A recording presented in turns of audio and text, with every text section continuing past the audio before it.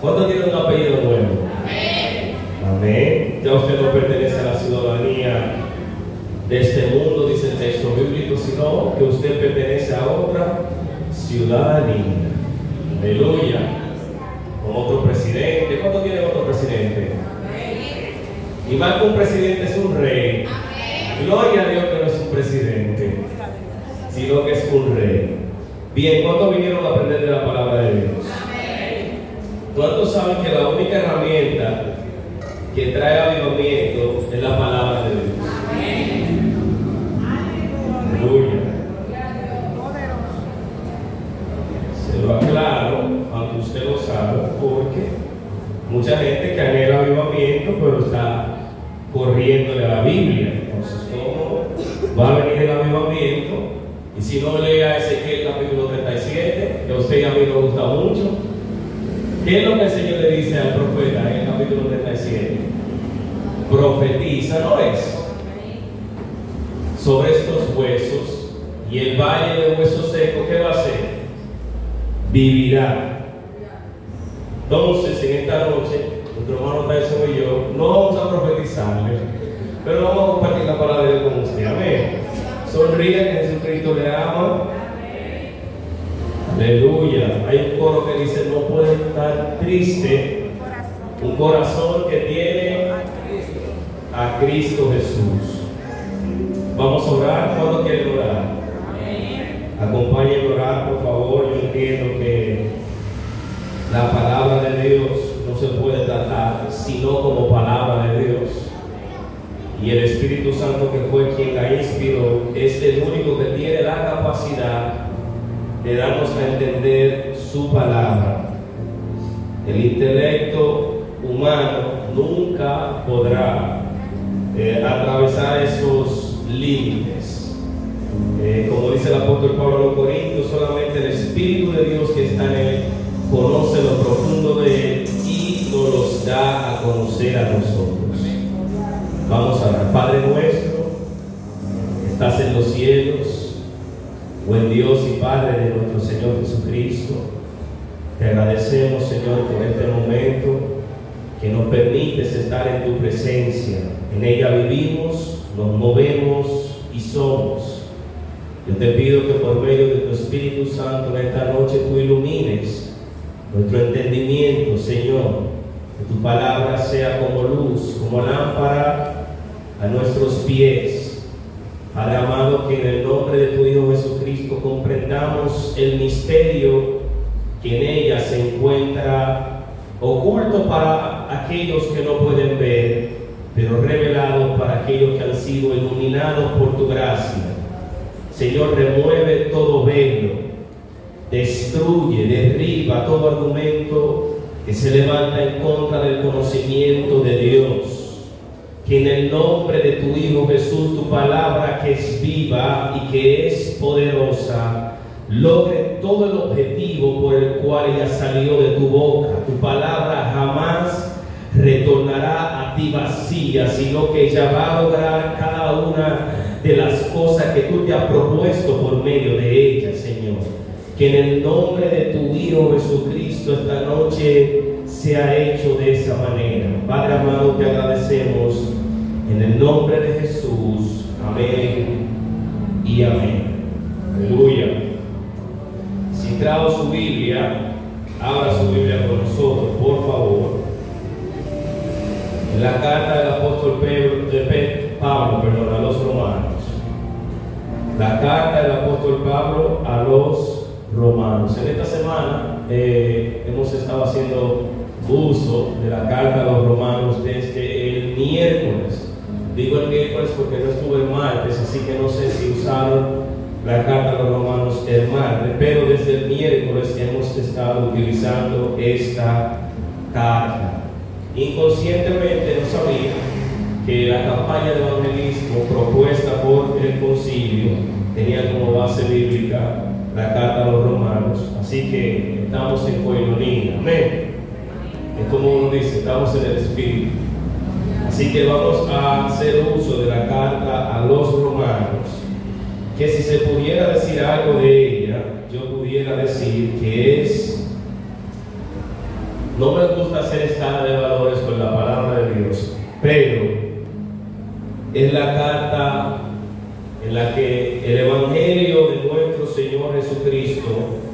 se ve explicado con la mayor claridad y detalle posible. Amén. Si usted quiere entender quién lo salvó, por qué lo salvó y para qué lo salvó, usted necesita, y yo también, conocer la carta a los romanos. Amén. Es imposible saber quién nos salvó, por qué nos salvó y para qué nos salvó si no tenemos o estudiamos la carta a los romanos. Así que de antemano podemos decir que esta carta fue escrita por el apóstol Pablo. De eso no hay ninguna duda, no hay ningún debate. Todos sabemos que en la misma carta hay evidencias internas, como solemos decir, de que esta carta la escribió el apóstol y que su destinatario es la iglesia de Roma. No vamos a dar muchos detalles en términos de historia en ese sentido, sino que de una vez vamos a pasar a los versículos concernientes al capítulo 1.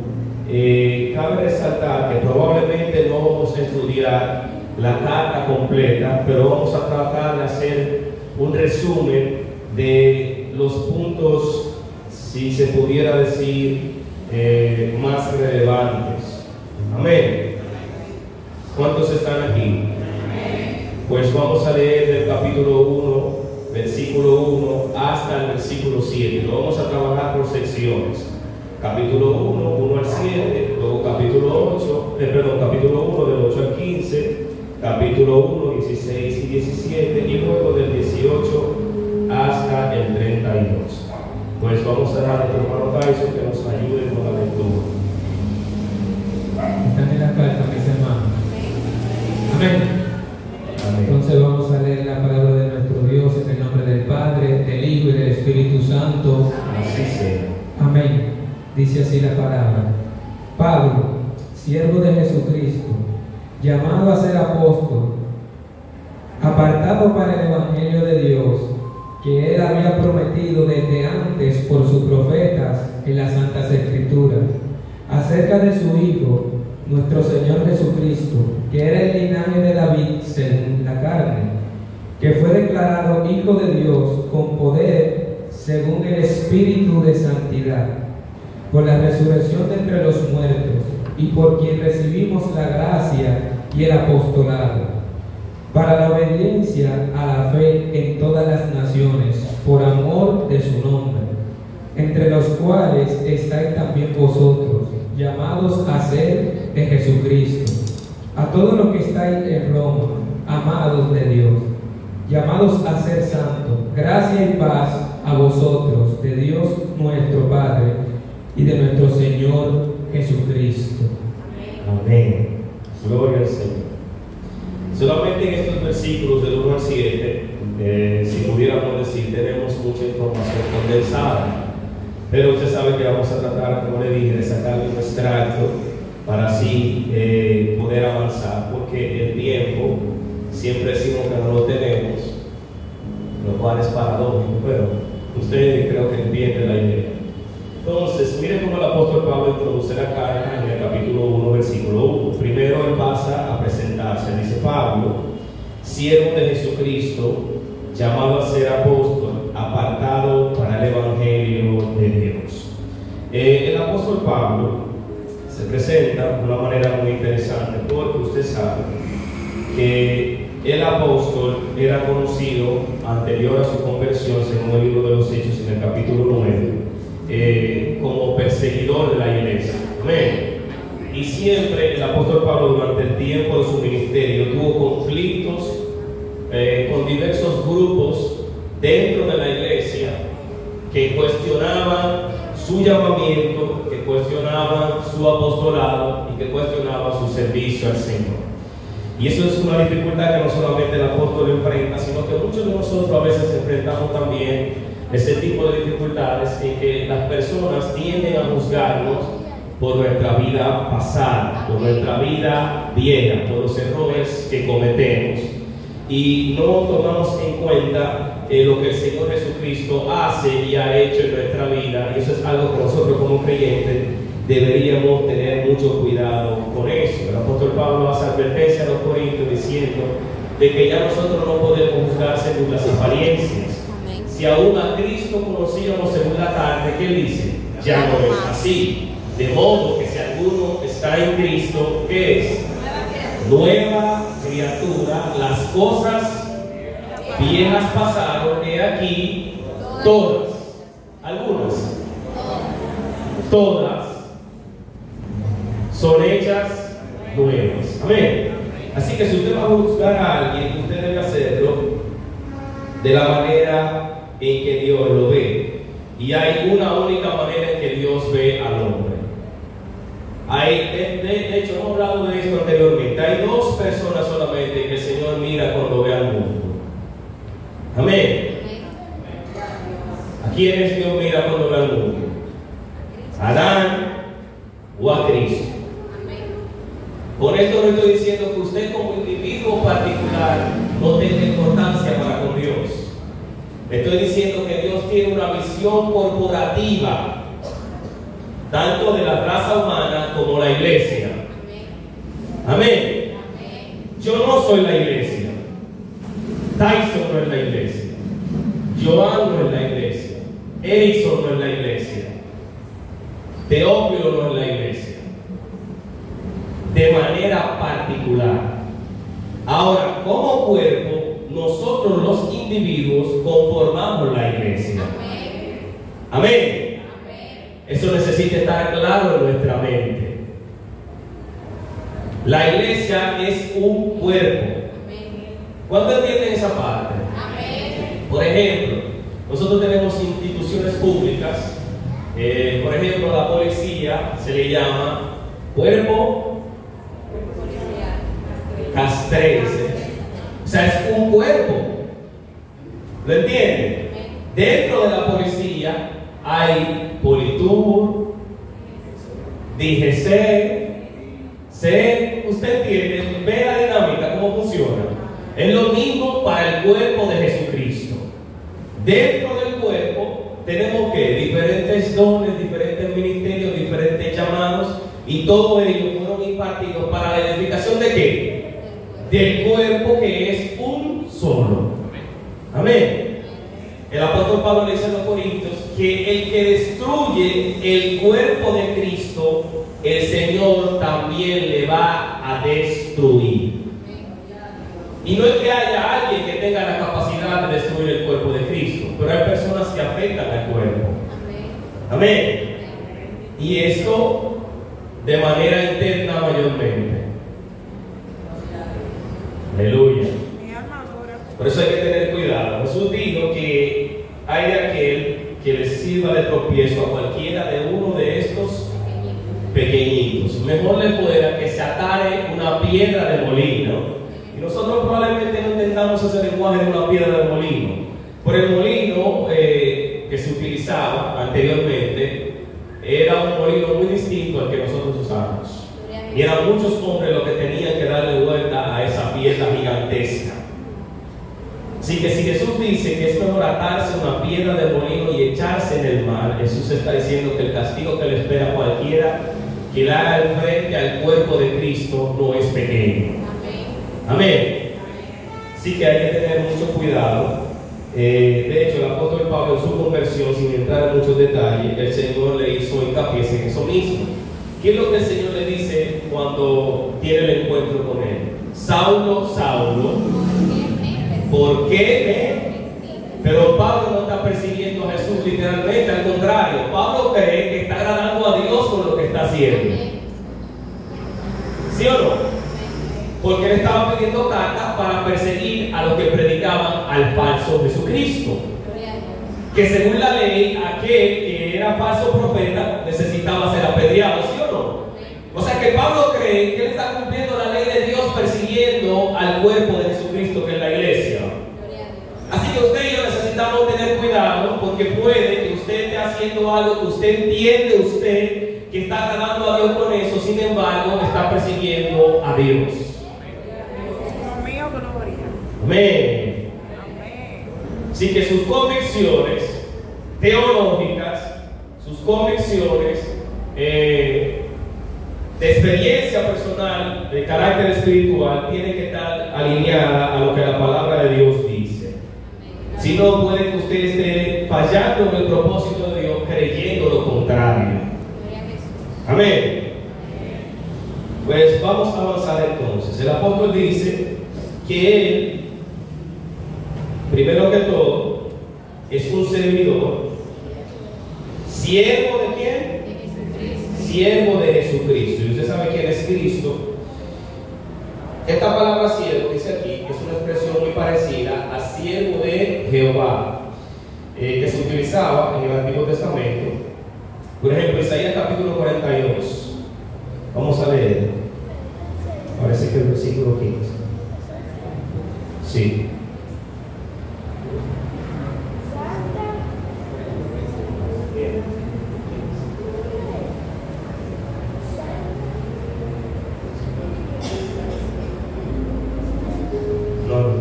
Está equivocada la referencia. De hecho, el punto está en que, por ejemplo, esta expresión que usa de siervo de Dios se utiliza para designar a aquellos israelitas cuya vida estaba dedicada de modo especial al servicio de Dios. Vamos a leer Primera de Reyes, capítulo 8, verso 53. Es del libro de Reyes 8, verso 53. Amén. 8:53. ¿Lo tiene? Voy a leer en el nombre de Jesús. Amén. Dice: porque tú los apartaste para ti como heredad tuya de entre todos los pueblos de la tierra, como lo dijiste por medio de tu siervo Moisés, cuando sacaste a nuestro padre de Egipto, oh Jehová. Amén. Usted ve, ahí se ve la elección de Dios para un propósito particular. Israel era el siervo de Dios. También podemos leer Nehemías, capítulo 1, versículo 10.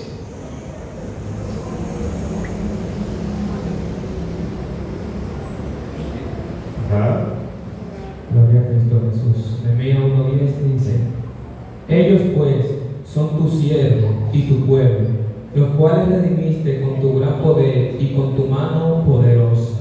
Amén. Nosotros somos tus siervos, tus servidores. Israel era el siervo de Dios para un propósito en particular. Es lo que el apóstol quiere resaltar con todo esto. No solamente él se está proclamando como un cristiano, sino que él está señalando su condición como siervo de Cristo. Note que en la segunda parte del versículo él dice: llamado a ser apóstol, apartado para el evangelio de Dios. Inmediatamente él señala el propósito del cual él se llama siervo. Él dice que fue llamado para el apostolado. Recuerden que en el libro de los Hechos, en el capítulo 13, dice el texto que había profetas en la iglesia primitiva. Amén.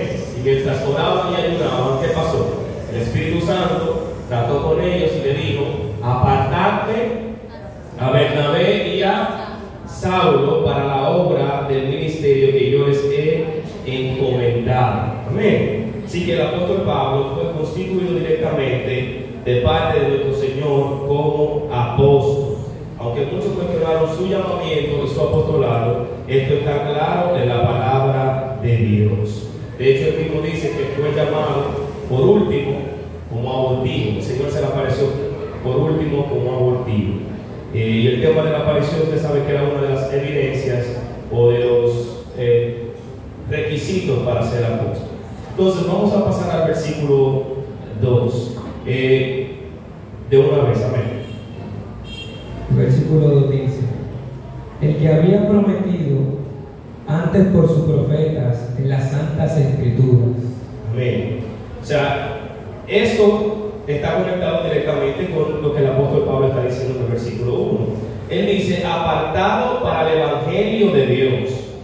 Esa palabra apartado, usted sabe que es santificar, separar. El Señor separó, apartó a Pablo para el evangelio de Dios, que él había prometido, o sea, el evangelio que el Señor había prometido antes por sus profetas en las santas escrituras. Amén. El evangelio el Señor lo prometió desde la antigüedad. Dice aquí: la idea del evangelio de Dios le trae a memoria la vinculación del Evangelio con el Antiguo Testamento. Versículos 2 y 3. Acerca de su Hijo, por ejemplo, dice el versículo 3, nuestro Señor Jesucristo, que era del linaje de David según la carne. Note que esto es importante, bastante importante para los judíos. Porque el Mesías prometido venía de una línea genealógica según la carne. Sabemos que Jesucristo es el Hijo de Dios, pero también el Hijo de Dios prometido debía cumplir con ciertos requisitos según el linaje. Por ejemplo, el libro de Mateo, usted sabe que da detalles amplios sobre el linaje de Jesús. Amén. Y esto para quedar establecido o claro quién era nuestro Señor Jesucristo según la carne. Gloria al Señor. Entonces, vamos a pasar al versículo siguiente. Amén. Amén, dice el 3.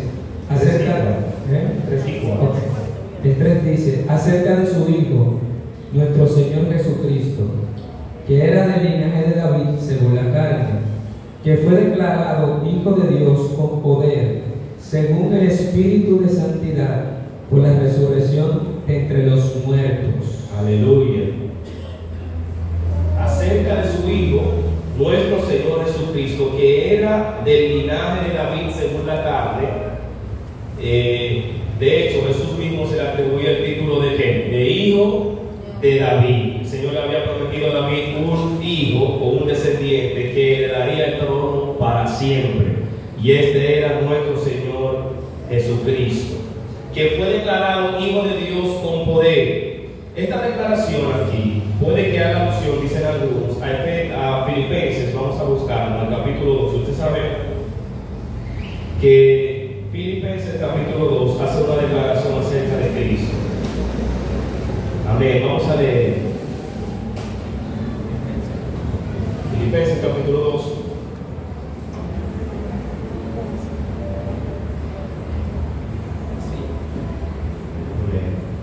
Amén, ¿lo tiene?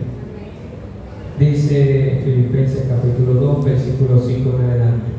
Haya pues en vosotros este mismo sentir que hubo también en Cristo Jesús, el cual siendo en forma de Dios, no estimó el ser igual a Dios como cosa a que aferrarse, sino que se despojó a sí mismo, tomando forma de siervo, hecho semejantes a los hombres, y estando en la condición de hombre, se humilló a sí mismo, haciéndose obediente hasta la muerte y muerte de cruz, por lo cual Dios también lo exaltó hasta los humos, y le dio un nombre que es sobre todo nombre, para que en el nombre de Jesús se doble toda rodilla de los que están en los cielos y en la tierra y debajo de la tierra, y toda lengua confiese que Jesucristo es el Señor, para la gloria de Dios Padre.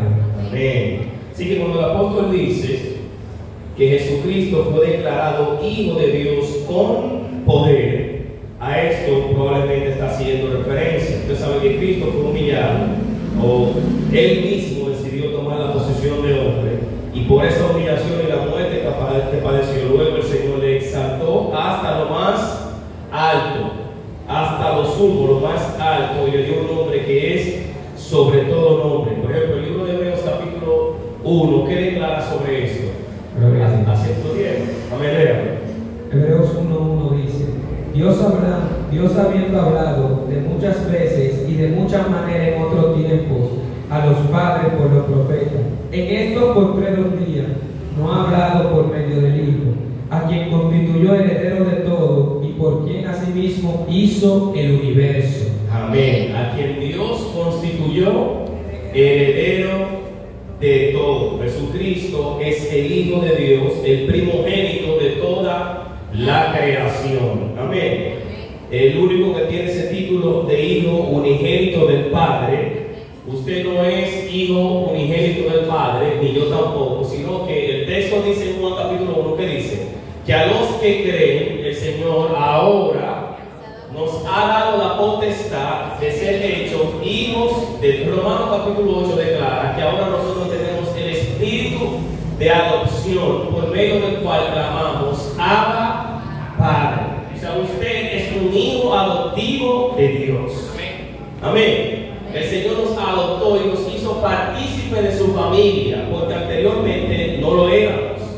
Éramos hijos bastardos. Aleluya. Hijos de ira, según el libro de Efesios en el capítulo 2. Pero ahora somos hijos, y esto por medio de la fe en nuestro Señor Jesucristo, que es uno de los temas primordiales, que ahorita se me acabó de decir, que hay varios temas que el apóstol va a trabajar en esta carta, y uno de ellos es la fe como suficiencia para alcanzar la salvación. Amén. Para alcanzar la salvación solamente se necesita una cosa. ¿Cuál? La fe. Amén. Aleluya. Está serio. ¿Qué es lo único que se necesita para alcanzar la salvación? La fe en el Hijo de Dios. Obviamente, sin entrar en detalles, en muchos detalles, esa fe, la cual es genuina, la fe verdadera, produce en nosotros obras. Amén. No es a la inversa. Usted no obra para producir fe. Fruto de la fe, usted obra. Amén. Aleluya. Así que si le está faltando obra, es un indicativo de que hay que hacer una revisión en la fe. Sí. Aleluya. Si le falta obra, le falta fe. Aunque hay personas que pueden tener obras y no necesariamente provengan de la fe. Eso es otra cosa aparte. Aleluya. Amén. Entonces, eso es la naturaleza de hijo, dice nuestro hermano José Varela. Vamos a continuar. Entonces, ¿dónde nos quedamos? Si me está siguiendo. Versículo. Vamos a seguir. Fue declarado hijo de Dios según el Espíritu de santidad. Recuerden que el texto dice, me parece que la carta de los Efesios, que el Espíritu Santo resucitó a Cristo con poder. Y ese mismo Espíritu que resucitó a Cristo es el Espíritu que un día nos hará resucitar a nosotros si morimos, o que nos va a transformar en el aire para recibir a Cristo, estar para siempre con Él. Amén. El Espíritu de Dios fue que hizo que Cristo resucitara de entre los muertos. La muerte no le pudo retener. ¿Dónde está muerte? Usted se lo sabe. Yo sepulcro tu victoria. Entonces ese mismo Espíritu es el Espíritu que se nos ha entregado. Ese Espíritu que hizo que Jesucristo resucitara de entre los muertos. Fíjense que la resurrección de entre los muertos es lo que hace nuestra transformación y nuestra esperanza de salvación tener sentido. Si Cristo solamente hubiese muerto en la cruz, nada hubiera pasado en sentido de la salvación. Amén. Lo que le da garantía, lo que le da suficiencia, lo que le da poder a la salvación es la resurrección de Cristo de entre los muertos. Amén. Porque si Cristo se hubiera quedado muerto, significa que entonces la muerte tenía autoridad sobre él. Pero ¿qué demuestra que la muerte no tenía autoridad sobre Cristo? Que Cristo cumplió toda la ley. Así que cuando se le pasa el escáner a Jesucristo, que por ejemplo, este muchacho, el hermano de Caín, ¿cómo se llama?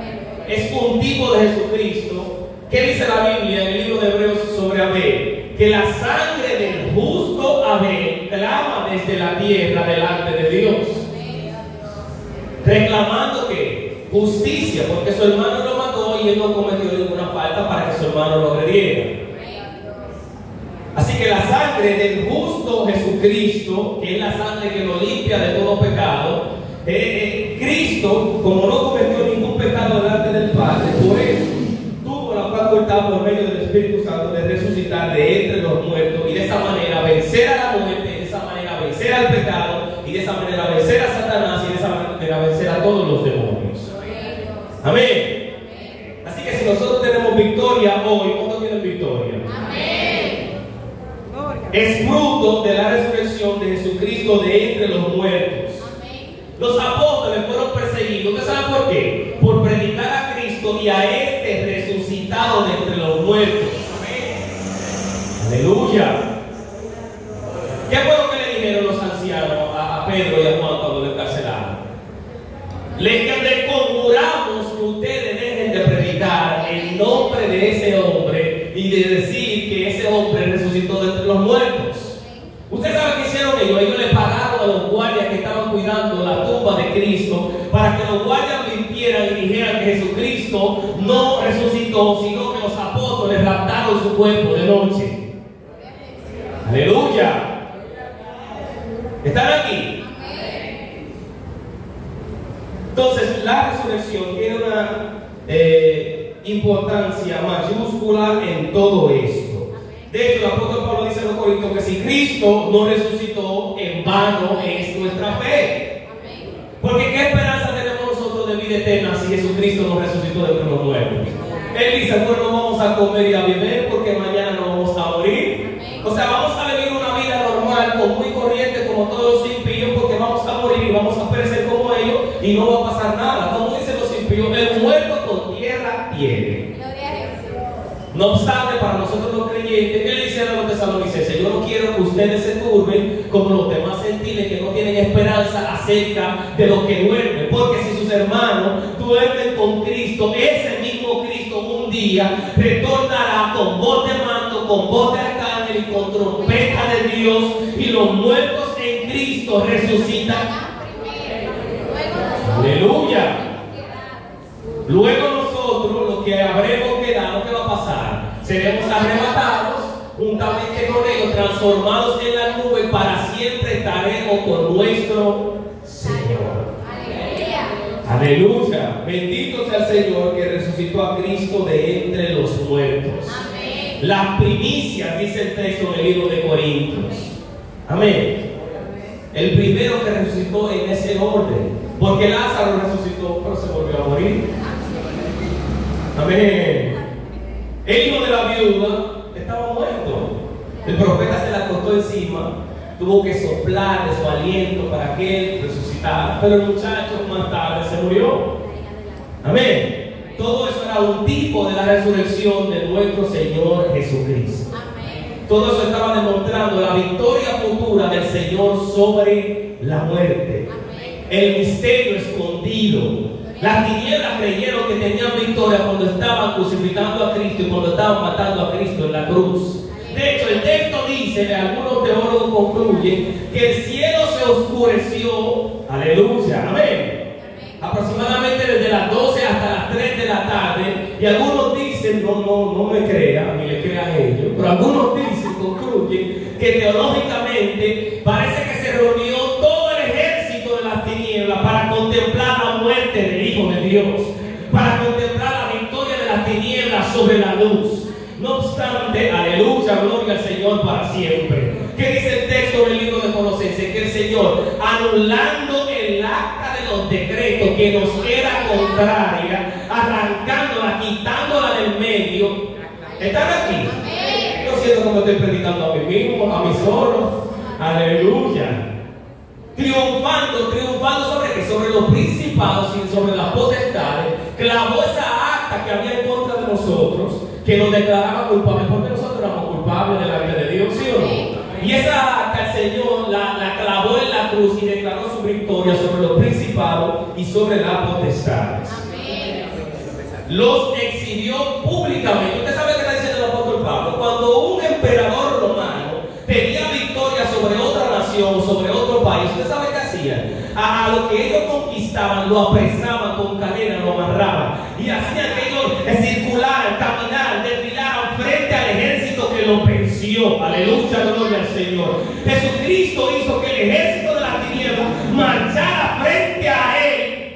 Aleluya. ¿Qué es lo que dice el libro de Hebreos? Que quitó la llave a aquel que tenía el imperio de la muerte, esto es a Satanás. Apocalipsis capítulo 1, yo soy el que estaba muerto pero que vive, aquel que tiene la llave del imperio de la muerte. Amén.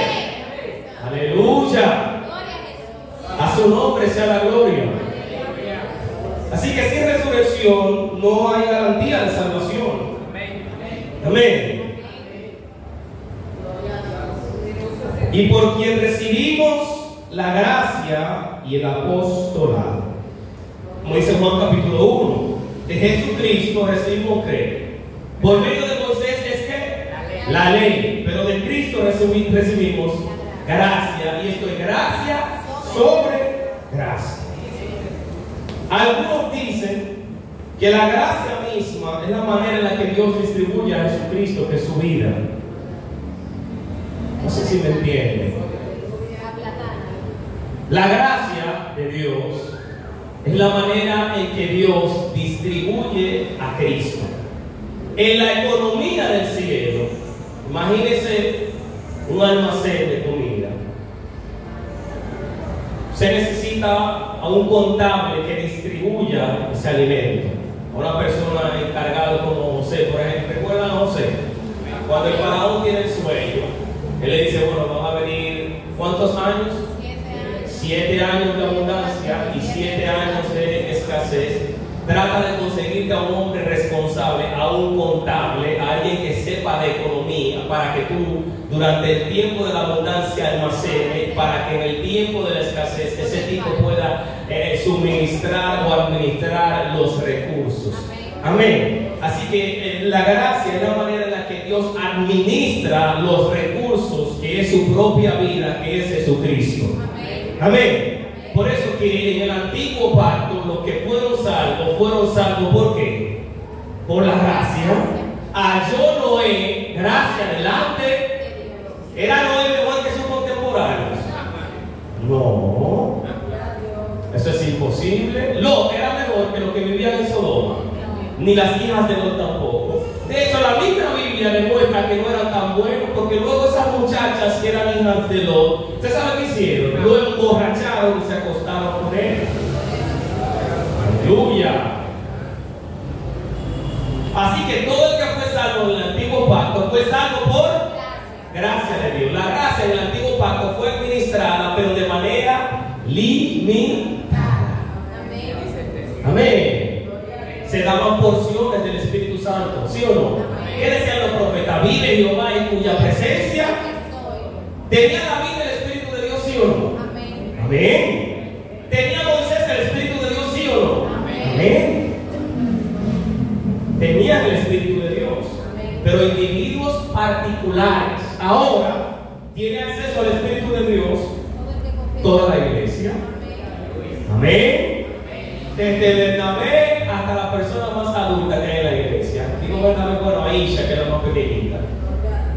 ¿O no lo dice el libro de Joel en el capítulo 2? Derramaré mi espíritu sobre toda carne. Aleluya. El Espíritu Santo no es para los lindos, ni para los blanquitos, ni para los morenos, ni para los que tienen el cabello duro, ni para... Aleluya. Amén. ¿Sí o no? El Espíritu de Dios es para todos los hijos de Dios. De hecho, si usted no tiene el Espíritu de Dios, usted no es su hijo, dice la Biblia. Amén. Todo el que tiene el Espíritu de Dios es su hijo. ¿Cuántos tienen el Espíritu de Dios? Amén. Tener el Espíritu de Dios no es hablar en lenguas. Ahí que a mí me gusta porque hay que yo pesado. Ahora, hablar en lenguas es un don del Espíritu Santo. Amén. Amén. No se confunda en eso. Pero no todos los que tienen el Espíritu Santo hablan en lenguas. Amén. Ni todos los que tienen el Espíritu Santo profetizan. Amén. Ni todos los que tienen el Espíritu Santo cantan. Amén. Aunque todos quieran cantar. Amén. Pero eso no se trata de lo que yo quiero. Amén. Porque Jonás no quería. Amén. Jonás quería que destruyesen a Nínive, ¿sí o no? Amén. Pero no estamos aquí para hacer lo que nosotros queramos. Amén. Si el Señor me dijo a mí que yo lo que soy es maestro, yo soy maestro. Amén. Y punto. Amén. Él no me preguntó. Y probablemente si me pregunta, el ser humano es tan ambivalente que usted vive cambiando de gustos todos los días. Los zapatos que yo tengo hoy, 10 años atrás, yo no me los voy a poner ni muerto. me parecían feos, pero mi gusto cambió con el tiempo. Pero gracias al Señor, que el Señor no cambia. Es el mismo hoy, mañana y por los siglos de los siglos. En Él no hay mudanza ni sombra de variación. Vamos a seguir, amén, para avanzar un poco. Yo siento que es poco tiempo para muchos versículos. Entonces, vamos a seguir. Dice: por quien recibimos la gracia y el apostolado para la obediencia a la fe en todas las naciones por amor de su nombre. Fíjense como ya el apóstol Pablo está diciendo que la salvación no está limitada solamente a los judíos, sino que esa salvación se va a extender ¿a qué? A todas las naciones. Apocalipsis me dice: toda tribu, toda lengua, toda nación. Esa salvación prometida desde antes de la fundación del mundo se iba a extender a todos los hombres, entre las cuales estáis también vosotros llamados a ser de Jesucristo. Vamos a continuar el verso 7, el hermano Tyson. Gloria a Dios, dice el 7. A todos los que estáis en Roma, amados de Dios, llamados a ser santos, gracia y paz a vosotros, de nuestro Dios Padre y de Jesucristo, y del Señor nuestro Jesucristo. Amén.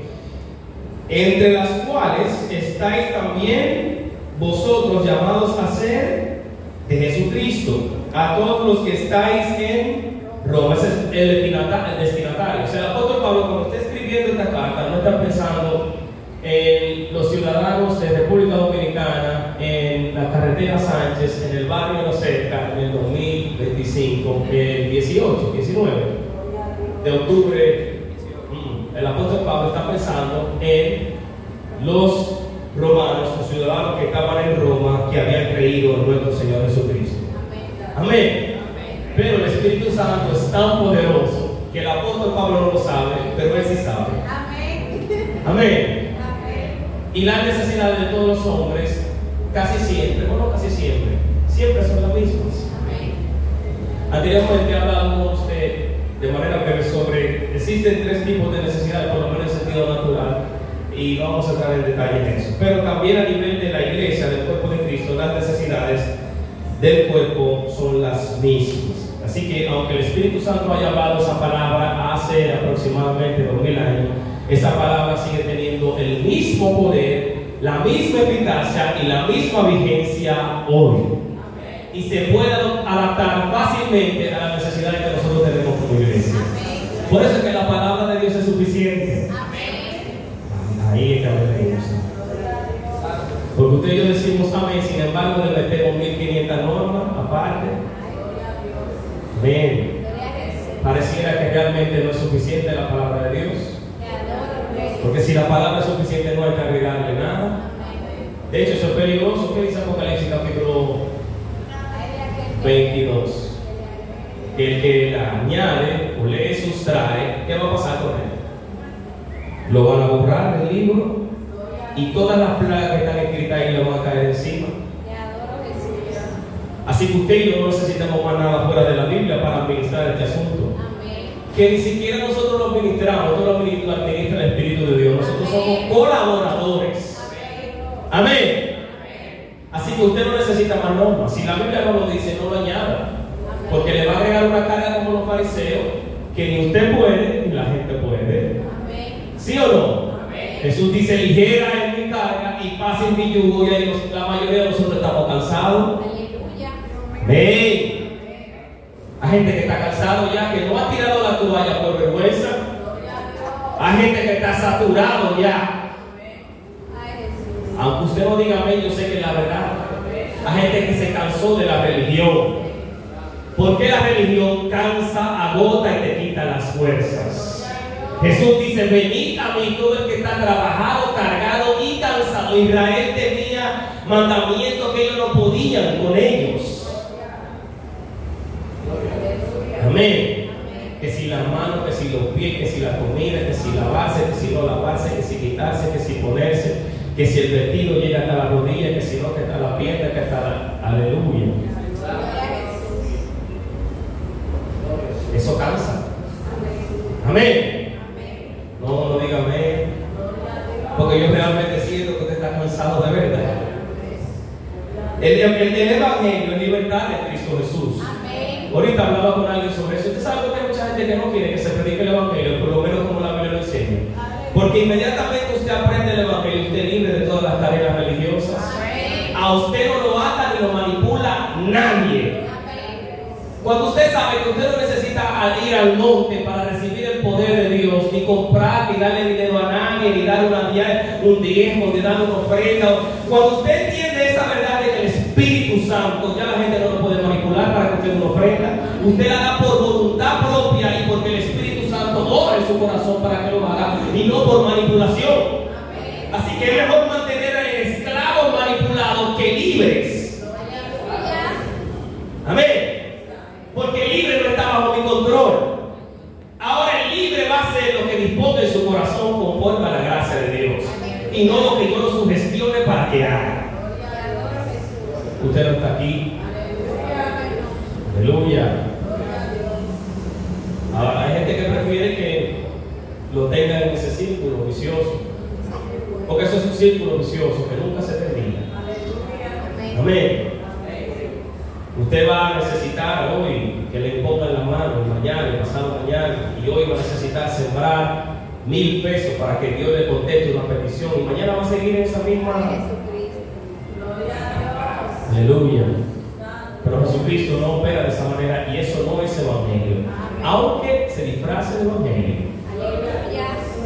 Aleluya. Vamos a continuar. Fíjense, el apóstol dice: gracia y paz.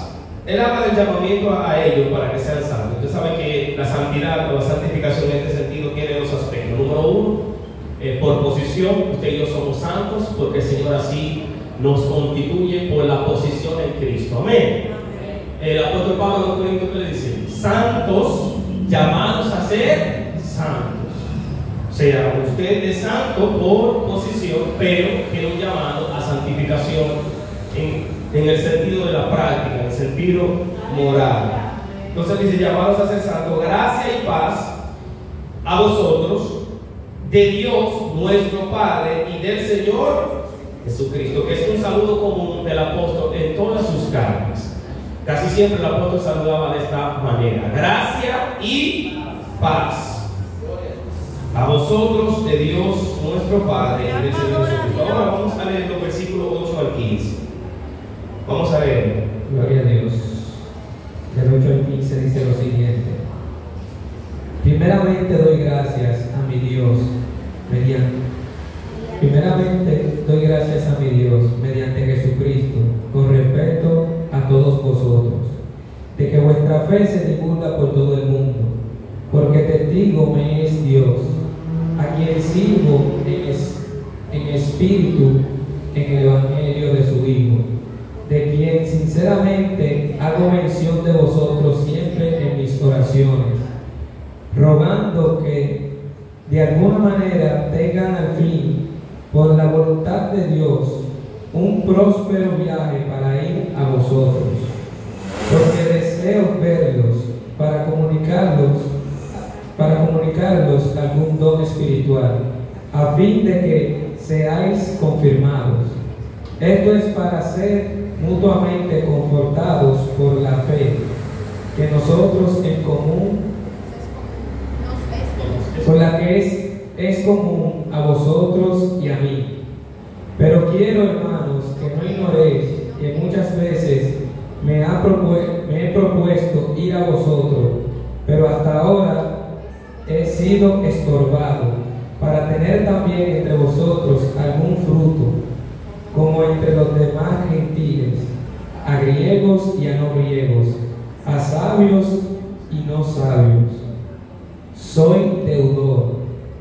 Así que, en cuanto a mí, pronto estoy anunciaros el Evangelio, también a vosotros que estáis en Roma. Amén. Pasada la primera sección de la salutación, el apóstol Pablo va a pasar a elogiar la fe de los hermanos romanos. Gloria al Señor. Lo que el apóstol Pablo manifiesta a los romanos es el elogio de su buena fe. Número 1, por ejemplo, versículo 8 dice: primeramente doy gracias a mi Dios mediante Jesucristo con respecto a todos vosotros, de que vuestra fe es divulgada por todo el mundo. Aleluya. Esto es bastante importante, porque aunque usted no lo crea, su vida como cristiano está siendo evaluada. Amén. Nuestra vida como creyente está siendo evaluada. Y no solamente por el Señor, sino también por las personas que nos rodean. Aleluya. De hecho, el apóstol Pablo reprende a los corintios en una ocasión porque él dice que a causa de su mal testimonio, el evangelio de Jesucristo estaba siendo blasfemado. O su fe será elogiada o su fe será blasfemada. Una de dos. A veces nosotros decimos, no, a mí no me importa lo que la gente dice. Sí, cuando estoy mintiendo no me tiene que importar. Amén. Ahora, si hay un detalle, si hay una viga en el ojo, entonces es de preocuparse. Hay que prestarle atención a esa parte. Entonces el apóstol pasa a elogiar la fe de estos creyentes. Primeramente doy gracias a mi Dios mediante Jesucristo con respecto a vosotros, de que vuestra fe es divulgada por todo el mundo. Se parece mucho a lo que el apóstol Pablo le dice a los Efesios también. No sé si se recuerdan que en la carta de los Efesios, en el capítulo, me parece que 1 también, el apóstol Pablo habla acerca de la fe de la iglesia en Éfeso y del amor que tenían los unos por los otros. De hecho, luego en Apocalipsis se reprende a esa iglesia porque había perdido parte de ese primer amor. Aleluya. Entonces, el apóstol Pablo dice en el versículo 9, ¿qué dice? Porque testigo me es Dios, a quien sirvo en mi espíritu, en el evangelio de su Hijo, de que sin cesar hago mención de vosotros siempre en mis oraciones. Nuestra hermana Saide en los días hacía mención de la importancia que tiene el orar los unos por los otros.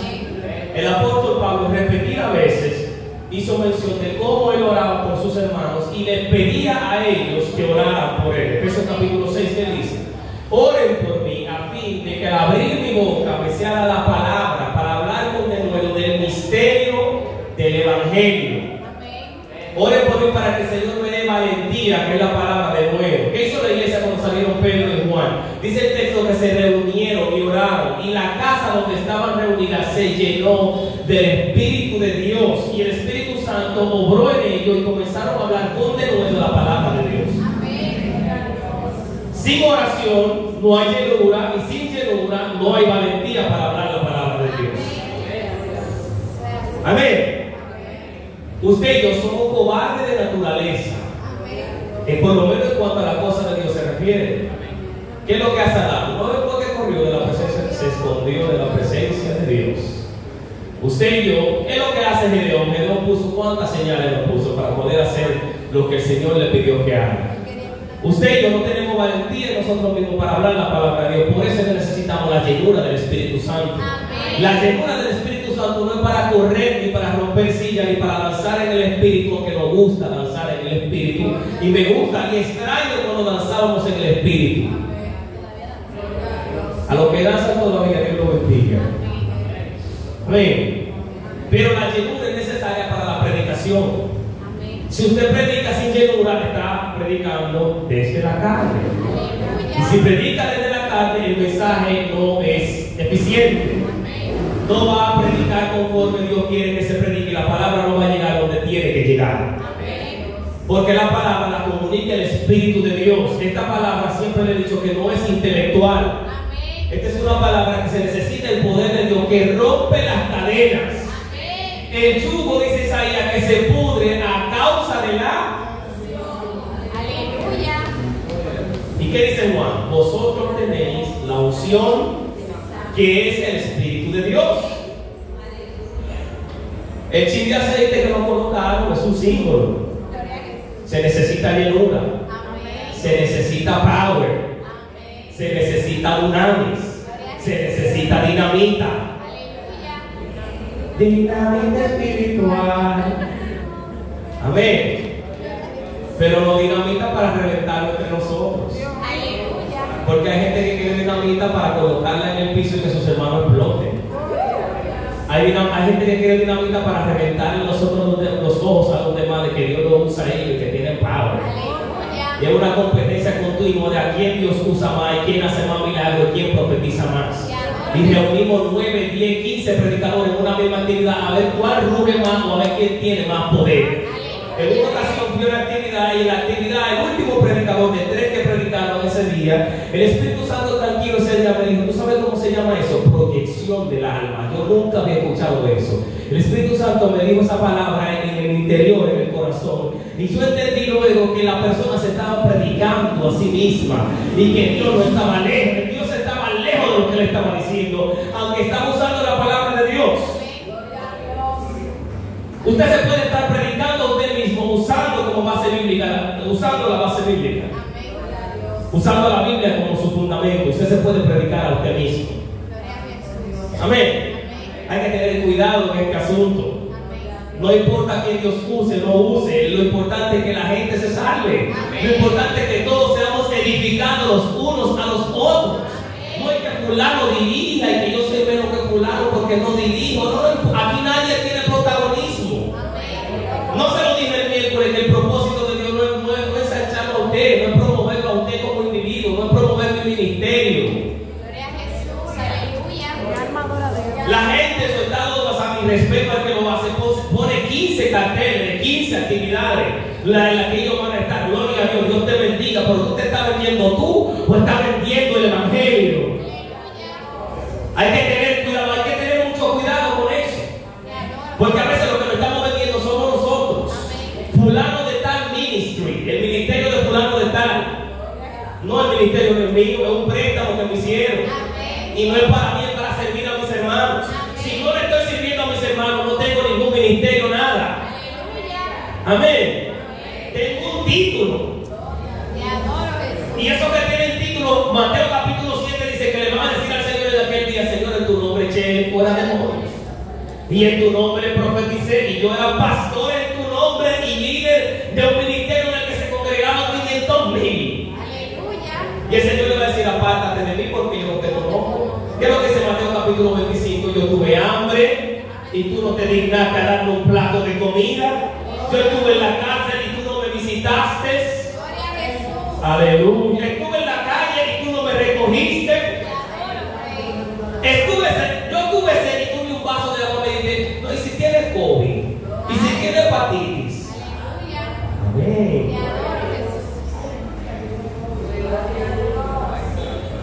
Aleluya.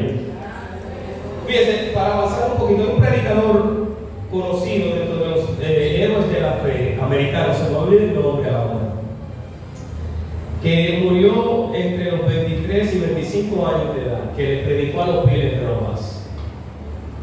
Y ese hombre murió de hepatitis, de tuberculosis, perdón. O sea, lo que le quiero decir con esto es que la enfermedad que él tuvo nunca fue un limitante para la predicación del evangelio. Y nosotros tenemos muchas excusas. Amén. Demasiadas excusas. Y hoy por hoy nosotros tenemos todos los privilegios del mundo. La iglesia no va a estar más cómoda de lo que está. Ya yo no sé qué es lo que nosotros queremos más de la comunidad que tenemos para predicar la palabra de Dios. ¿Qué más es que necesitamos? La virtualidad. No se preocupe que prontamente no vamos a estar predicando virtualmente ya. La inteligencia artificial va a predicar por nosotros. No, si ya está cantando, si ya la inteligencia artificial está cantando, pronto la gente va a poner un mensaje a que la IA predique el evangelio por nosotros. ¿Están aquí? Ya nadie va a amanecer leyendo su Biblia ni forzando un ayuno para que el Señor les revele una palabra fresca. Porque usted le pide a este ChatGPT que le dé un exégesis de un versículo y él se la da inmediatamente y le hace comparaciones de todos los teólogos del mundo que han hecho publicaciones. Y usted no tiene hambre, usted no se sienta para que el Espíritu le enseñe realmente lo que ahí dice. El problema es que la inteligencia artificial no tiene espíritu de Dios, eso proviene de la carne, de Adán. Y solamente yo le digo a usted que el Espíritu de Dios conoce y puede comunicar sus verdades. Amén. ¿No está aquí? Aleluya. Amén. Eso es pronto, eso ahorita. Dele 2 o 3 años más para que la inteligencia artificial sea la que esté pastoreando gente. Amén. Predicando a la gente. Hay gente que se quedó con la virtualidad, hay gente que no volvió a congregarse más luego de la pandemia. Hay gente que tiene su culto por TikTok. Usted entra por TikTok y ahí hay 15.000 predicadores desde la mañana hasta la noche, profetizándole a usted todo lo que usted quiera. Mándame el león, alábalo.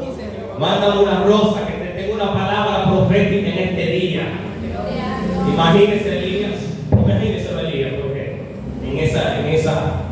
en esa dinámica. Si ni siquiera Acab le quería ver la cara, lo quería matar a Acab. Le dijo, ¿dónde está Elías? Que yo lo que quiero darle muerte. El Hijo de Dios no tiene coinonía con esta dimensión, mis hermanos, con el mundo. Y ese sistema arrastra fácilmente hasta lo que se llama ser hijos de Dios. Amén. Predicadores de reputación, pastores de